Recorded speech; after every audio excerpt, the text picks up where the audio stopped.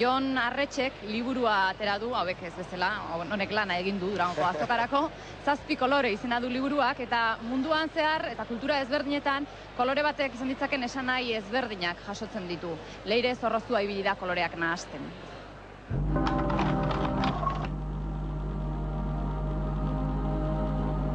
Baltzetik hasi, eta baltza gure herrialdean heriotza da, edo heriotzaren kolorea beste batzutan ostea, zuria. Bai, hori da liburuen hasiera eta amaiera. Heriotza gazazten da, baina heriotz negatiboagaz, hemen ikusten dugun moduan, gauza beldurgarria, ez dakigula zer dagoen atzean, sozerete dago, gauza nahiko negatiboa da. Eta libura amaitzen da, zuriagaz, kolore zuriagaz. Eta hori da heriotza, ekialdeko hainbat lekutan, eta bestera batera ikusten da.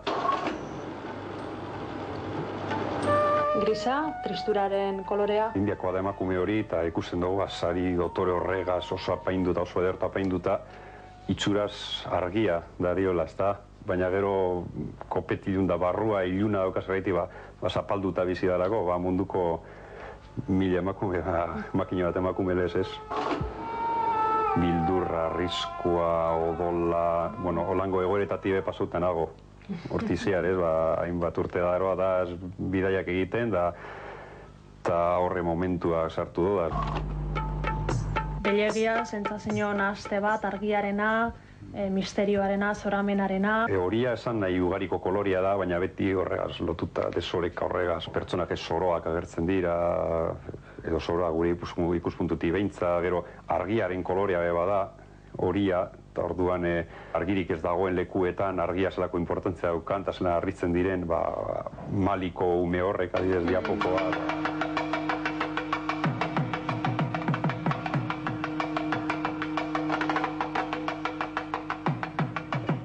Argirik egonez, eta trena gauerditan pasatzen denean dana pilatzen dira, hori estazioan trena pasatzen ikusteko argi hori herria holan edana argitzen ikusteko.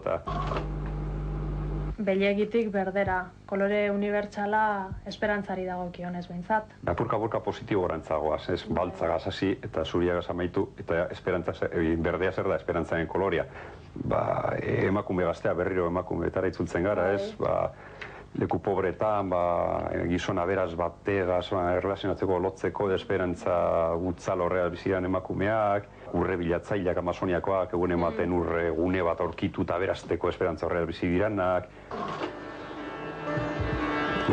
Urdina interpreto harmonia, pakea, horren ideia, horren koloretzat.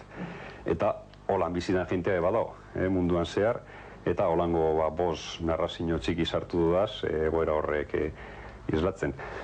Hospitaleti betar horretako neskato horren begira dan, hori hiltzen egoan, edo erdilda egoan neska hori, baina lata guzti irribarrez, ez utzalako beldurrik, bakean bizizalako azken baten. Irribarreak, eta urdinetik nazten doa, urdin gero eta argiagoa, zurira, zeruaren kolorera, zeru garbiaren kolorera.